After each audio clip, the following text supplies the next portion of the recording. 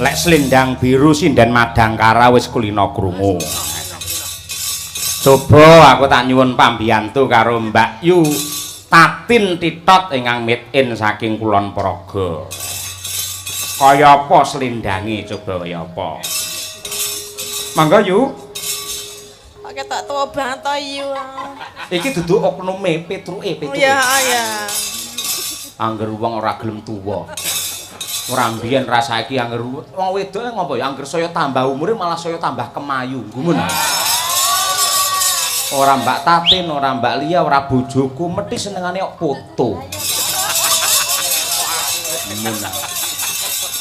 Mula sing kena sok-soke nuwun sewu wong lek ora mesti ndeloki status, ndelok story, keadaan badan iki mboten mesti sok-sok ya pas wareg, sok-sok ya pas luwe. Yen pas wareg ngerti storine Mbak Tatin ora masalah. Nek pas luwe mergo dhewe angger story mesti ngrembug panganan sing dipoto panganan. Terus karo ngisore ditulisi berdoa sebelum makan. Mbok ngelingi lek kancane ya akeh sing ora iso mangan. Kono pe awake lemu mongan mengen. Lah yang di posting ya ming sambel lho. Apa pengen tak sambeli apa piye? Sampe ora ngerti ta lek wong perang biyen. Pengen sambel disambeli. Sadurunge perang kudu nggawa bedil, musuh teko dibedili. Jroning perang nggawa tombak, musuh teko ditumbaki. Perang nggawa repopel, musuh teko direpopel. Coba Latin, ya. Aku malah kelingan kuwinya. Coba. Sing bener Mas. Kempet lah. Apa? Ora. Galake neh. Kene lho Yu. Piye Mas? Ayo, ora tekan. Tumben ning Ponorogo tanggal 14 bintang tamune genti Mbak Tatin teng Desa Kemiri. Yen taun wingi Mbak Elisa. Pokoke desa niku gentenan. Yen ra Tatin Elisa, Tatin Elisa, Tatin Elisa wis ngono ki terus. Kok ora bareng ki wae ya, Jan. Kok ora bareng? Lah kepenan awakmu no lek bareng. Niki bulan ini aku bersama Mas Petro ketoknya 4 kali ya. Ketoknya. Ketoknya basa ngendi? Ketoke. Ayo, 4 kali. Ya semoga-moga iso lancar engko yen ora Mbak Elisa ya awakmu, yen ora awakmu ya Mbak Elisa ngono kuwi. Nggih pokoke sinten mawon, sing penting semangat. Ngono iki aku merjuangne lho, Mbak. Sok-soke wong nanggapno bintang tamu sinten nggih Pak Dalang. Anu Mbak Elisa mawon, Mbak Tatin. Anu niku pun kulino teng mriki. Lho niku duwe multi talenta napa-napa apik. Nika mawon. Lek mboten nika kula mboten sah mawon jenengan tanggap. Gosok ngono aku.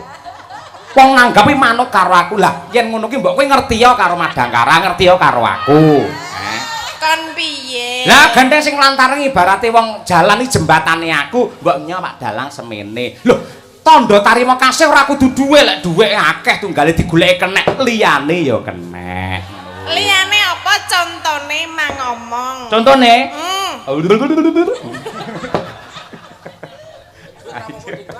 Ayo. Apik, yo Tin. Yo. Lebokke Mataram. Ayo. Mas Gareng apa, Tru? Gong nun ngancik wonten ing segmen goro-goro utawi season goro-goro. Nyuwun pangapunten pancen sampun dados kebiasaan tumrapipun Petro upaminipun enten kadang dalang utawi pepunden dalang menawi goro-goro menika jam 1 menawi kula lan kanca-kanca Madangkara lan ugi Kang Mas kula ingkang nate sowan mriki kalian Mbak Elisa 2 tahun yang lalu. Mesti le goro-goro niku rada mundur, limbukane ya diundur ngoten niku. Mbah Sukron niku malah sosok jam 12 nembe goro-goro. Abah Entus Suwargi jam 12 mbiyen. Ha iya, Dadi duwe cara, duwe strategi dhewe-dhewe ya, Tru. Nggih. Nadyanto nuwun sewu. Menawi dipun tingali niku ing laladan Kali Pancur mban-mban kerep mriki niki ngalian mriki janjane wis kaya piyayi kota. Blegere gebyare kaya piyayi kota ning nyatane jiwane tetep jiwa jati diri budaya Jawa. Buktine isih kepareng urip-urip mboten namung uri-uri. Ning urip-urip wontenipun seni tradisi kados wayang kulit dipun gelar setiap tahun Tur nyatane mboten namung njangkepi adat gandeng setiap kakak niku urunan pira, Gong? 50.000. Nah. Mula ya ana rasa handar beni insyaallah mbarokai dumateng sedayanipun ing atase dalange namung Petruk parandene meh jam kalih tasih kathah para sutresna budaya ing tasih kepareng lenggah mboten namung bapak-bapak ning ibu-ibu adik-adik anak-anak kula tasih wonten ingkang kepareng nenggani dumateng kula. Nganti meh jam 2 sing mirsani sik akeh iki ora perkara dalange apik, bintang tamune becik, warangganane ayu, pengrawite kompak niku mboten. Namun ini adalah salah satu kepedulian penonton wayang kali pancur terhadap kelestarian budaya Jawa Indonesia. Lah niku. Ya semoga-moga didongake tetep lestari ya, Truk. Wis dalange sapa wae sing taun wingi ya Mas Greng. Greng. Heeh. Saiki awake dhewe mau panitia ya wis mundhut prisa, Pak Sutriyoso. Sinten Pak Dalang ya iki niki tak tawak-tawake. Ya, Mula nang kene kowe mayang apik kaya apa, taun ngarep tetep ganti dalang wis to. iya to. Heeh, mbok kowe lek sabetan nganti adus keringet, le Fragmen apa jenenge Suminten jan nganti gulung-gulung tekan genset kono. Sok dalange ganti ning bintang tamune iso padha. Iya ngono. Pancen perkembangane wayang kaya ngono. Ngono kuwi. Mula ya bener para sepuh ngendikake wayang ora mung tuntunan, ora mung tatanan, ning jaman saiki lebih banyak tontonane. Mergo wong iki butuh hiburan karena hiruk pikuk kehidupan. Mergo rekasane wong golek sandang pangan, arep noleh munggah nyatane dhuwur ya angel dicontoh, angel ditulat. Arepe piye-piye anane mung mangkel, kepengin tuku pertalit nyatane malah dioplos. Ha iya. Mula ya butuhe golek hiburan sak bisa-bisa wae dhewe nglipur marang para warga masyarakat mban-mban kerep karo kali pancur kene. Syukur menawi saged nglipur iwadene mboten kok wayangane kaya ngono, wayangane kurang gayeng, wayangane kurang sigrak. Kula secara pribadi nyuwun pangapunten ingkang agung. Nyuwun pangapunten ingkang agung. Sak gaduhing nalar sak kadaring lampah awake dhewe ngaturake sak bisane ya, Truk. Nggih, ngoten niku. Nadyan ana kendala hujan ning tidak mengurangi semangatipun para panitia sangat luar biasa. Karang tarunanipun nggih kompak solid, penuh dengan semangat. Lah menika ingkang elok. Menawi para nemen-nemen dipun libataken wonten acara-acara bersih desa ngeten niki insyaallah niki mangke mboten badhe kepaten obor. Tegese tongkat estafet dari para sesepuh akan dipegang para generasi muda kaya Karang Taruna. Insyaallah nganti kapan wae tradisi bersih desa tetep ana, andayani ing laladan kali pancur mban-mban kerep ngalian anane mung berkah-berkah lan rahayu selaminya. Lah niku. Amin ya rabbal alamin yo. Sik akeh pamundhut, Truk. Iya. Tak goleke waranggana sing kembar. Kembar. Sapa? Mbak Elisa Urcarus karo Mbak Birgita Ayu. Iya. Ketoke Mbak Birgita wis akeh sinau belajar ning Mbak Elisa. Ora mung Mbak Elisa sing dadi bintang tamu saiki ya Birgita mulai luar Jawa ya. Iya. Sik Jawa sik keluar meneh. Ha iya. Senengane Keluar. ha iya. Tegese ning luar Jawa ngoten lho, Pak. Niku pun kulino strategine Mbak Elisa piye dicontoh, ditindakke. Nyontoh ora apa-apa wong dalang sapa sing ora nyontoh, mesti nyontoh. Engko ya akhirnya dilumpukke nyontoh kae akhirnya menjadi jati diri seorang Birgita. Lah ngono kuwi.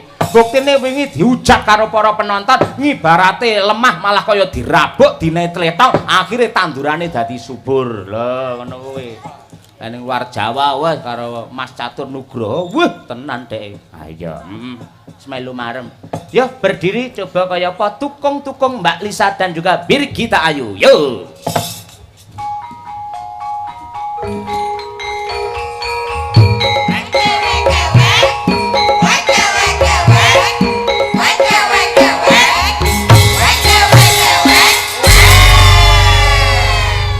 Para lenggah mang tamatke mang pirsani mirip kaya jambe sinigar.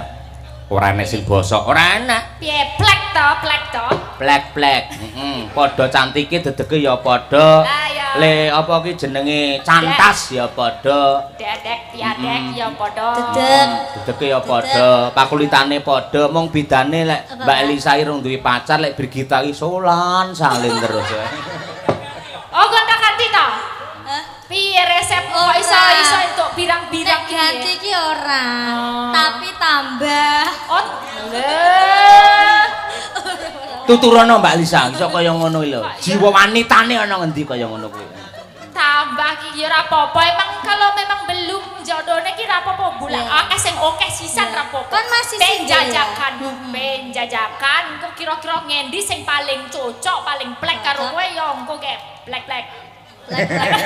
Maksudnya menuju ke kompak gitu loh, menuju ke Plek-plek kaya tatin pas nglunjak ngono ya. Plek-plek. Ayo. ora pas jupuk nganu to nyengket. Nengke aku do kates ngono. Nyengket kates to. Ye iki enjang-enjang tasih kathah menika ingkang tasih bungon luar biasa matur suwun. Nggih. Estu lho Mbak Lisa, piyai mriki kalian jenengan lah tresnane ora umum. Aku ya ora pati nduga ngono. Karo Gondomono. Gondomono luweng. Aku ya anu tadi tuh lupa loh aku. Kalau nggak lewat gerbang itu, wah ya aku wis tau rene deng gitu. Lah kemutan. Ya angger duwite entek lali modele. Ayo. Mbak, berarti jenengan karo Mbak Tatin tekane pas udan mau. Pas nggih, pas Jawa. Terus piye carane piye ben ora kudanan? Hah? Ben ora kudanan. Ya nganggo payung kan. Terus Sampeyan kok ngomah nggawa payung? Lho yo enggak, sik kok ngomah yo nganggo gerobak to, mosok yo nggo angkong. Maksudnya ning mobilmu enek payunge ngono lho. Onten. Sedia payung sebelum hujan kan. Yo mesti disediakno payung. Lah kok takon kuwi ngopo? Lah aku ki yang mendalang ya. Dalang lak sik jejer. Makbres ngene. Aduh Elisa piye? Iki mangko urung teko. Lek teko kene mesti pas udan iki dheke diudani iki mesti ngono. Maksudnya iki dianu lho kena udan banyu udan ngono lho maksudnya. Diudani to? Iya. Diudani to? Sik to. Piye wong Jawa bener ngoten nggih, Pak? Lek udan lek diudani to. Lah iki dudu wong Jawa mboten ngerti ora. Lah nggih. Kula wau sampe diudani sih. Tapi selamat. Hah? Masyaallah. Sing udani selamat. Kula sing selamat. Kula diudani tapi selamat. Maksudnya tekone rene wilujeng selamat. Saged ke panggih sederek-sederek, seneng, regeng, gumarengeng. Lah sinden omongane teng plekutuk wong kene kok suweneng ya ngono ae. Lah mbok ya kaya mudeng ya Pak Bu iki lho. Mudeng ora. Ora trima wong kene to Pak sing seneng Pak. Dalange kan ya seneng to Pak. Iki aku wis mencoba ben ora tekan kono. Aku ki wis cara macan wis bubuk manis lho. Lah kok mak utik-utiki karepmu piye, Bir? Ya gak apa to Pak pancen. Iki kudu tak bocorke setetek. Apa Mbak? Setetek. Setitik setetek. Mau esuk ki Pak Cahyo ki WA jam 4 esuk. WA sampean. Masyaallah. WA jam 4 esuk. WA piye Mbak? Langsung ampun ke supen nggih Mbak mangke dalu. Supen heeh. Profesional ngomongane job. Kok isu-isu to Pak, aku ya gitu. Jam 4 isu. Jam 4 isu. Subuh. Ya, kok enjang-enjang to Pak gitu. Ya terus ya ngomong kok belum bobok to Mbak. Aku kudu jawab piye? Ya wes aku tak HP ku tak uncal kayak ngono aku turu wae, engko ndak tekan ngendi-ngendi, bener ta? Iya berarti sebagai wong wedok kan wis jejek Wis menjaga, betul, menjaga. Nah, Sik to, sing jenenge ning YouTube iki piyai akeh wis ngerti. Lek sampean diikrarkan sebagai adike utawa anake Bu Kesi. Lah berarti aku lek bapakmu utawa kakakmu to. Apa salahku seorang kakak ngabarke adik Yahene kok belum bobok? Ya salah to Pak. Salah piro? Ya jenengan salah, ya salah. Salahku apa? Salah jenengan kan jenengan pun punya istri. Kudune gak entuk ono WA orang ngono kuwi. Lah apa aku salah wong WA aku tak lebokne WA dheke. Ora. Anu tegese dheke tak WA-no lho ora. Heeh, wis mlebu jenengan. Oh iya. Iya. Ya ora iki mau ki carane saking senenge soalnya udah pelunasan rong dino ke bengker kan. Lah dadi Pak Cahyo ben ra mikir, bengine aku kok mayang-mayang wae dadi isu kabeh wis dilunasi tak takon Mbak Tatin mau pelunasan jam piro? Mau esuk lah ya berarti Lah iso kabeh padha. to. Iya ora tak istimewane to. Kabeh esuk jam 4 mergo mambengi lak wayangan. Timbangane keturun tangi ku awan, gandeng wis dirampungi karo Pak Sutriyoso akhire kabeh sinden iki tak transfer dhewe-dhewe nyok. Lah kok sinden madang karena kok mau sore Pak ora mau isuk. Hah? Jarene jenengan buat anu adil. Kok sinden madang karena kok mau sore. Wah, aku itu bukan urusanku. Urusanku dengan bintang tamu 2 ini, kamu urusannya dengan kuwi karo kae. Bukan sih. Lah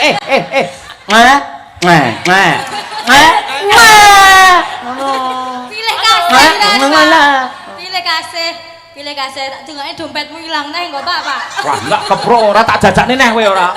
Jajane pecel malah ndongakne elek. Jajane pisan. Dadi sampean kudu ngerti aja gampang ngarani Pak Cahyo wah karo Mbak Elisa terus neko-neko enggak mungkin. Mergo wis didum karo Bu Kesi. Terus bintang tamu.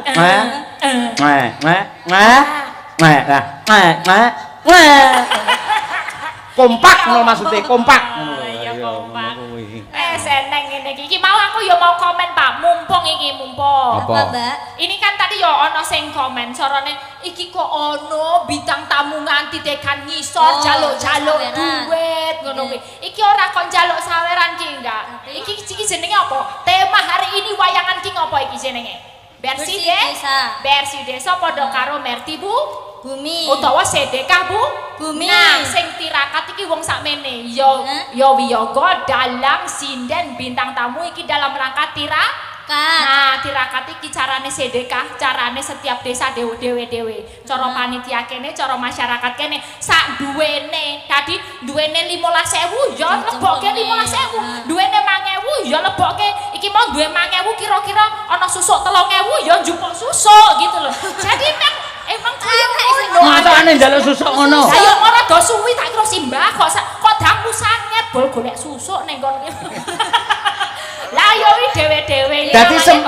Dadi semuanya boleh ya? Boleh. Bebas untuk lebokne. Uduh kok bintang tamu kok kaya ngono yo kok gelem-geleme. Nek dipikir yo ora gelem nek iki carane bersyukur masyarakat kali pancur ngene iki sak duwene mbok 2.000 3.000 kuwi nggo ujub syukure iki dilakoni bareng-bareng ben dadi berkah. Tepuk tangan untuk Mbak Elisa. Diterangke kuwi. Pancen izin. Apa? Apa to, Pak?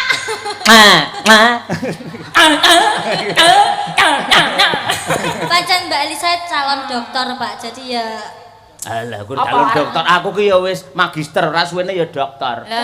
Lah aku masuk angin ini dokter akhirnya aku ngono kuwi. Terus? Terus periksa. Sam lambung. Ki lho Mbak Elisa ki mengapik to? Deke kan medun to. Semua orang boleh memasuki to. Oh to, Mbak?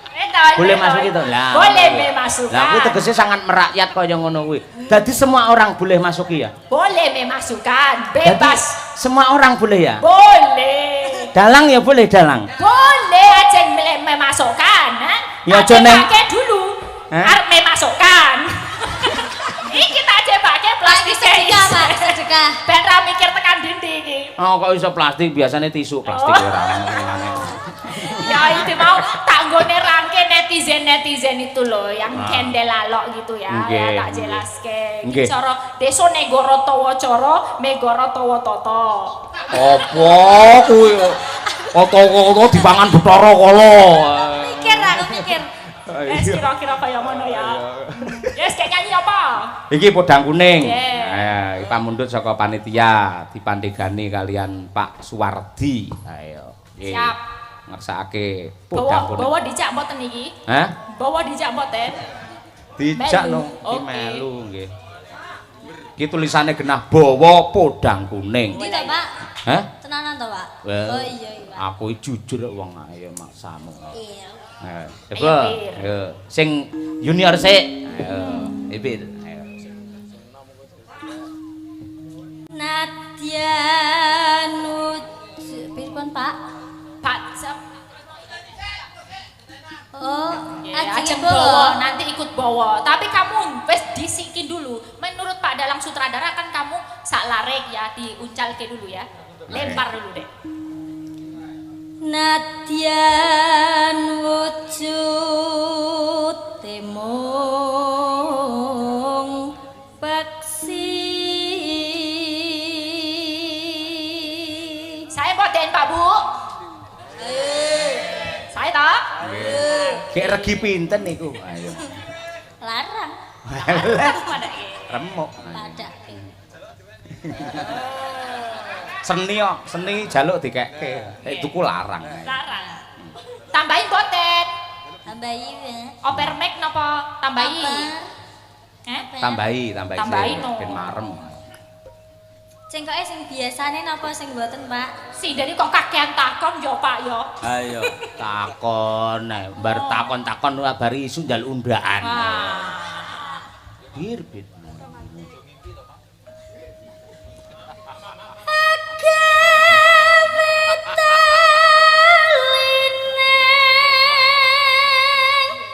Pra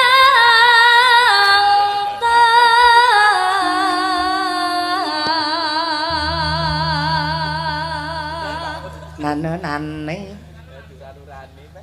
Saya lagi, Pak. Yo no nganti titik seleh sik no ayo. Halus manis nangsem make.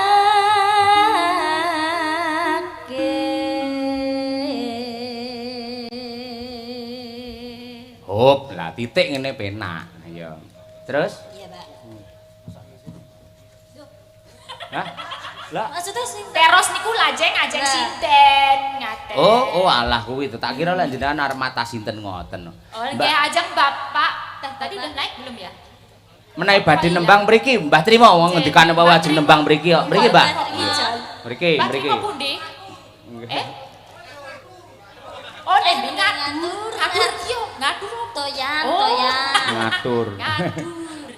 Toyan. Ayo. Yo.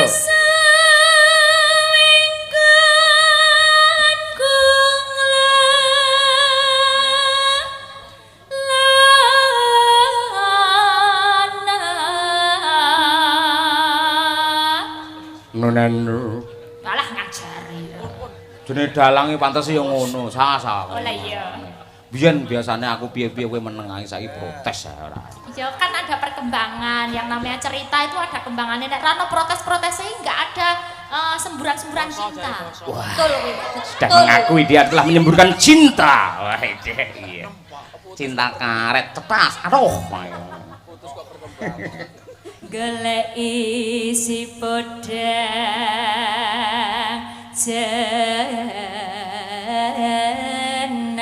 jenar.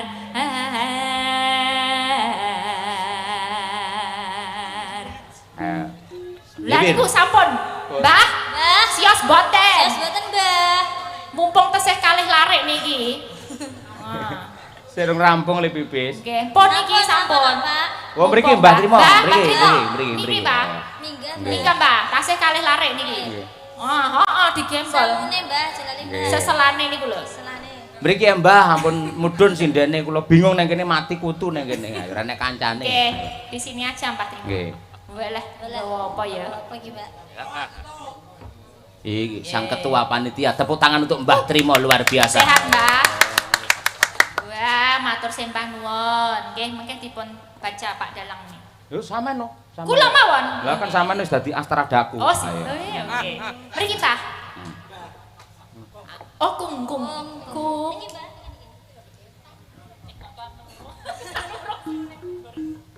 Nana, Ibu. Ayo. Kok bungah kok tan ngurung sriune.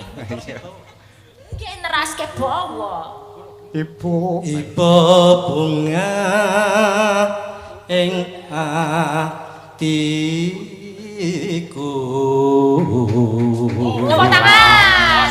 Inilah Mbah Trimo alias Walid. Ayo. Balik terus, Pak, lah. Nyanding dadi Bisa. Iso. iso. Mbah jenengan mriki grogi disanding sinden-sinden nggih to. Aku grogi to, Mbak. Nyanding bisa dadi tombo. Ayo. Cobi. Nggih balik mboten napa-napa disetip. Nyanding Alon-alon Mbah. Bisa. nyanding bisa Dadi? dadi Putra. tombo.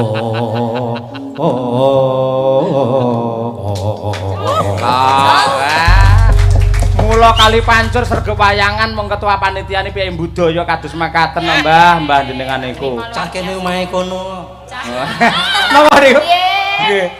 Mbah, jenengan semangatnya luar biasa, berjuang untuk rakyat luar biasa. Ning kula nyuwun tulung siji. Lek ngenyang dalang aja kaya ngenyang lombok ngono lho, Mbah. Mosok kacek 500 sing jenengan nesu ngono lho. Ora kencang kae iki. Lah apa? Tak peres. Peres masane nek sapa diperes ora jenengane. Ning elok jenengan sehat panjang Aku yo umur. gumun dong karo jenengan niku. Napa, Mbah? Lah Bu Kesi nek kladene semua ijo isine jajan tok nganti aku bermangan no. Sinten? Lah Bu Kesi to. Lah mergo jenengan mriko lak nggawa panjer. Lah gur wong dolane resik meja niku. Aku yo gumun Niku do golek piring dhewe teng pawon. Yo dasar mulai kaya mbok gawane kresek ngono lho. Kaya ora iki lho. Napa? Ning kula matur nuwun mau kanca-kanca Oh, teng mriki entuk tombo nggih. jenengan paringi gule walah gule kaya ngono. Jas. Gini Mbak Elisa. Golek. Mau kan tak jak mandak. Oke. Ciri khasnya ngono. Ciri khas iki nggih. Bukannya kowe tak jaluk-jalukin ya. Boten. Ini seduluran. Seduluran pinten-pinten kemawon niku tondo tresno. Mendekat. Mbuh 2000 Lah, mbuh. lah nggih. Ana gedhe ya ana Ana cilik. cilik. Nggih. Ana sing dawa, cilik? ana cendak. Cendek. Ngono lho. Mbah nyanyi sareng-sareng nggih. Oh iya. Ampun mandhap riyen. Sareng-sareng. Nggih, dikancani dua bidadari. Ayo, sareng-sareng mboten sari-sari lho, Mbah. Sareng nggih. Sareng-sareng. Podang kuning, nggih. Matur nuwun gulene, Mbah, elok tenan. Ayo. Sing masak sinten, Mbah? Bu sapa sing masak niku? Oh, anu masak putih. Masak gule niki lho, Mbah. Oh. Ngono. Dandake. Dapur sekar. Heh? Dapur sekar. Oh, dapur sekar seni karawitan nggih leres. Dapur sekar. Akhirnya dadi podang kuning, ayo nggih. Nah, mulane kula dijenengke trima iki mbiyen niku bapake kula sok rak trima. Nun? Ngono mbiyen bapake kula sok rak trima. Sok ra trimo. Ra trimo. Sebab Lah kono ora kirim ngono ya, Mbah. Esuk awan iki tetep rak trima. Nggih, nggih, Mbah. Kula kan iki judule kan esuk awan to. Hah? Podang kuning kan esuk Esuk awan. awan. Mboten esuk sore tempe dele. Ayo. Nggih, monggo podang kuning bersama Mbah Trimo. Podang adalah burung yang bisa terbang, kuning adalah emas. Semoga kali pancur lan emban kerep tansah berterbang tinggi ke zaman keemasan.